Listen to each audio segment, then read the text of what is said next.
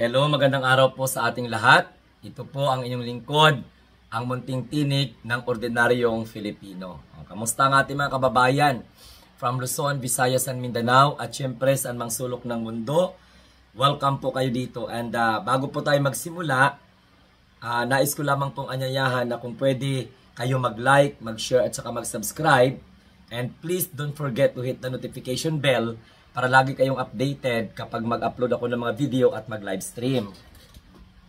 So ngayong araw, pag-usapan natin ang itong naganap na proclamation rally ni Isko Moreno, no, na kung saan ay dinaluhan ni Sara Duterte at saka ni Amy. No?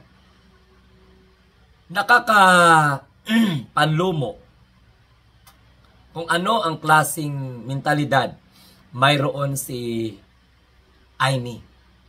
Parang magkapareho talaga sila ng mentalidad ni Sara kasi inaatake ni Sara Duterte ang programa ng gobyerno na magbenta ng 20 pesos na bigas.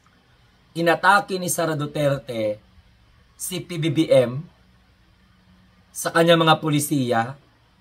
Inatake ni Sara Duterte ang pamilya. Pero si Amy Marcos patawa-tawa pa. Hanggang sa parang dumating yung point na paaalisin niya na si Amy, no? Asa ka nakakita, no? Si Amy ginagago na, pinagtatawanan na ang kapatid mo. Grabe pa rin ang tawa mo. Ang saya-saya mo pa rin makaharap sa tao. Tinatawag na kapatid mong bangag. No? Pati nga yung apelyido pinapalitan na ni Sara Duterte no? Kay Amy. Pero si Amy parang sobrang tuwa pa. Ang saya-saya pa ni Amy habang nagsasalita si Sara Duterte laban sa kanyang kapatid. Actually nga, nadulas pa si Sara Duterte nung sabihin niyang former president daw at hindi daw niya sinasadya, no? Nasabihin na former president si Pangulong Bongbong Marcos. Mga kamunting tinig, iba talaga no ang politika. Grabe talaga ang epekto ng politika sa buhay ni Amy at saka ni Sara Duterte. Na kahit alam nila na walang kwenta yung pinagsasabi nila laban kay PBBM, pero harap-harapan nilang sinasabi sa tao, ang mga tao naman dyan sa Manila, tawang-tawa naman sa pangbabastos ni Sara Duterte sapagkat andyan po ang kapatid ni PBBM. So kayo sa mga Metro Manila, ma-attempt nyo ba suportahan ang ganyang klaseng mga endorsement? Ang ganyang klaseng mga kandidato? Hindi ba kailangan magpakitang gilas ka sa tao na hindi mo sinisira kung sino man ang kalaban ng kandidato na sinusuportahan mo? Yan ang isa sa yan ang isa sa loopholes ng Philippine politics. Yung hindi mo kayang tumayo sa harapan ng mga tao sa entablado na hindi mo sinisira ang pagkatao, ang dangal at ang puri, no, ng kalaban mo. At ng kalaban ng kandidato na ini-endorso mo.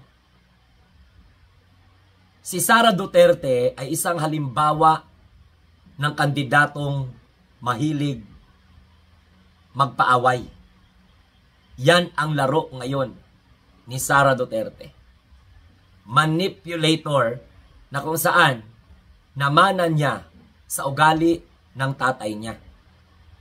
Yung pasakayin ka sa kwento na hindi tapusin at ikaw ang maggawa ng ending. Ganon ang style ng mga Duterte.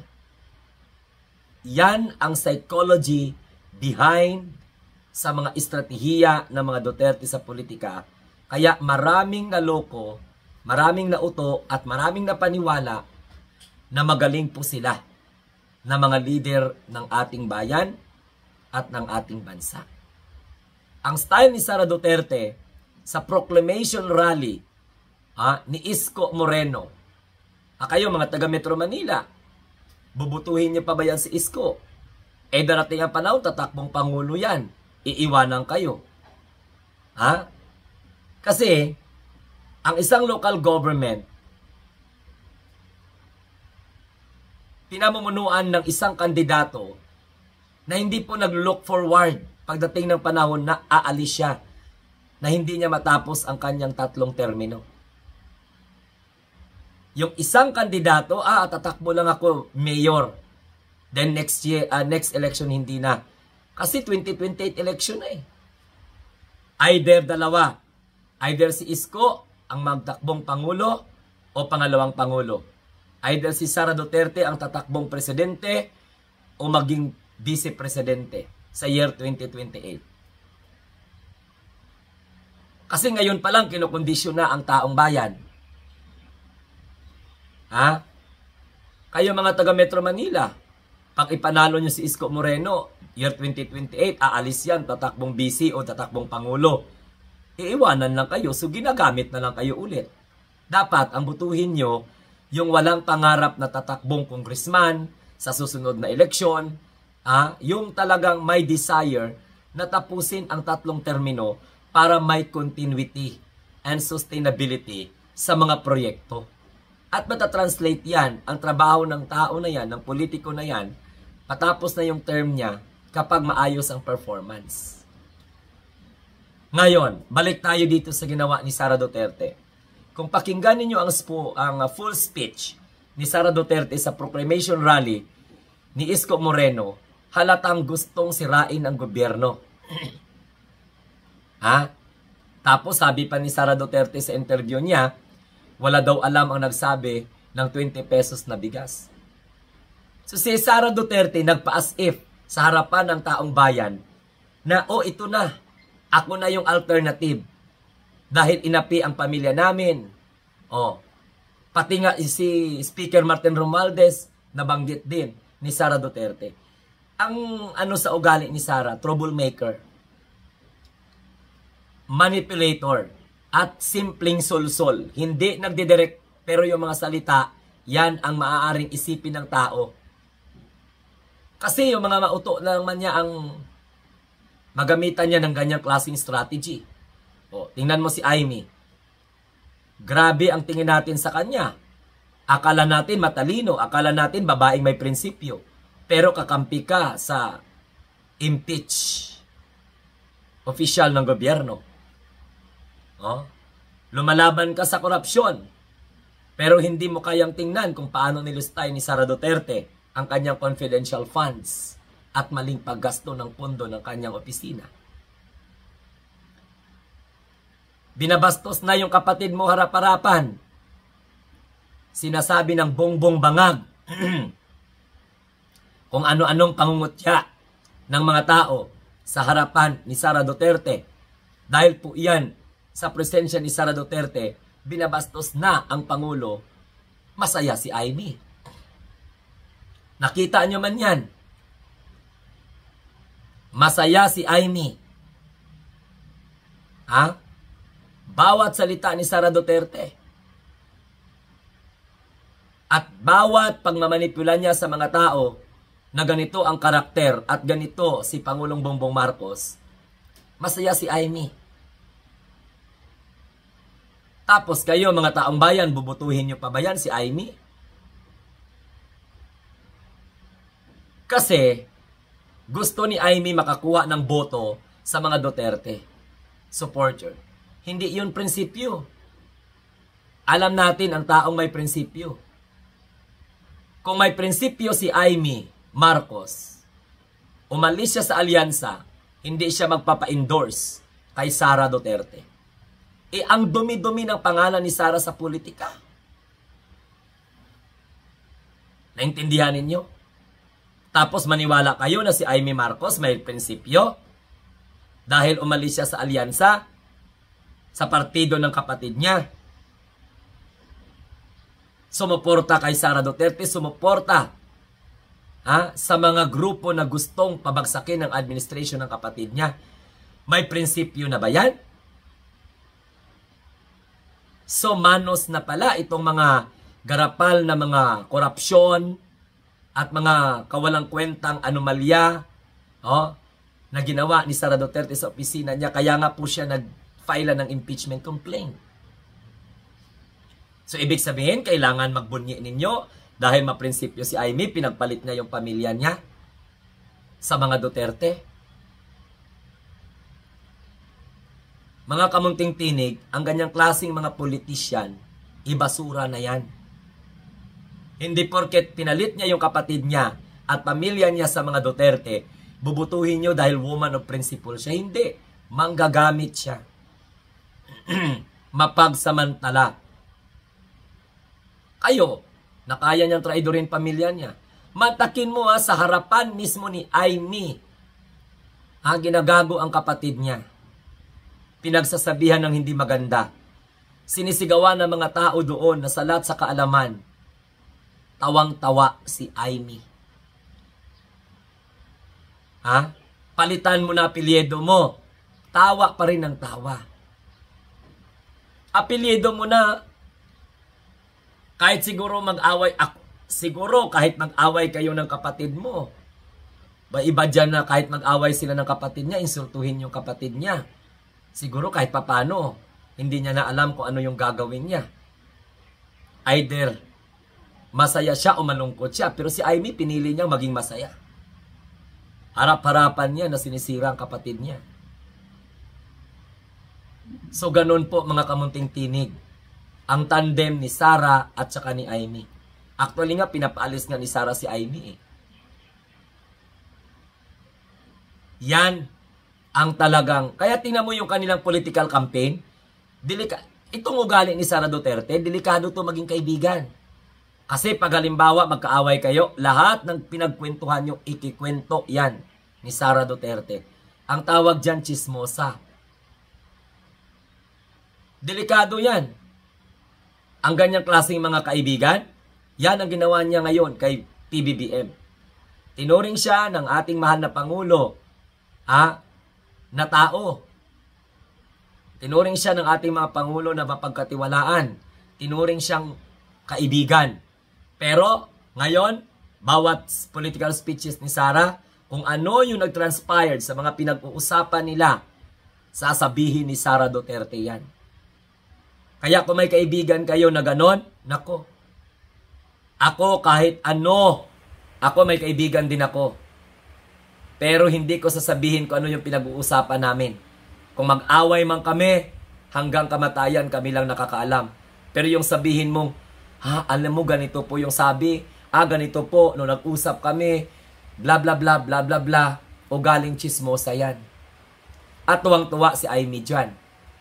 Kasi chismosa man din si Amy. Tingnan mo binabastos na kapatid niya, harap-harapan, tuwang-tuwa pa rin siya.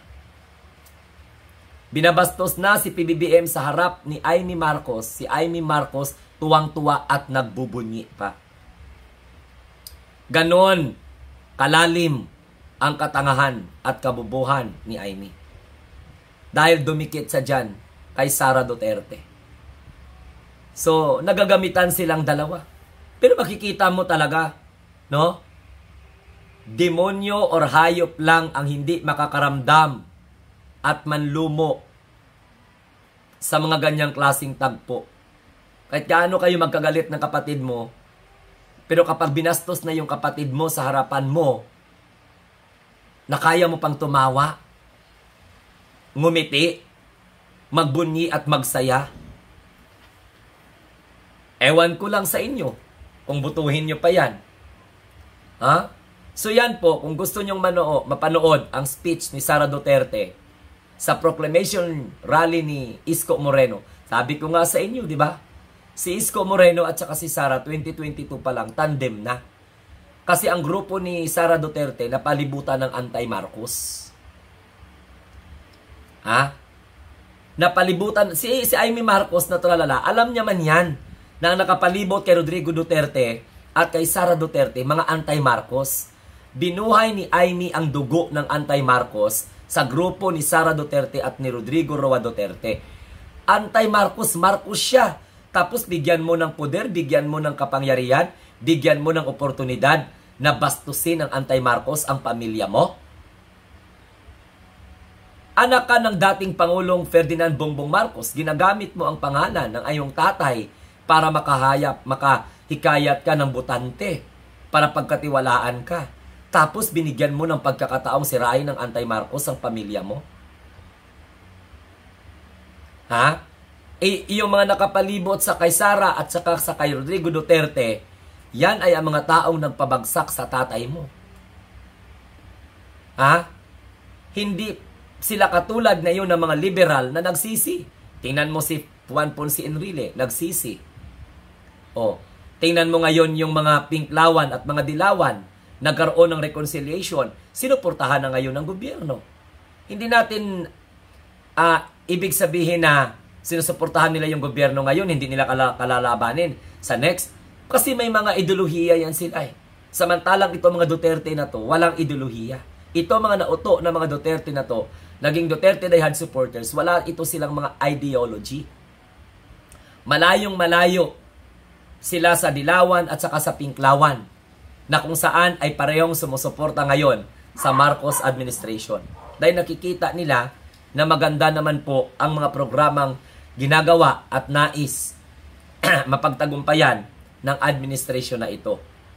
Pero ang mga Duterte sa katauhan ni Digong at saka ni Sara, hindi sila makatayo sa harapan ng publiko na hindi po manira dahil yan ang kanilang style.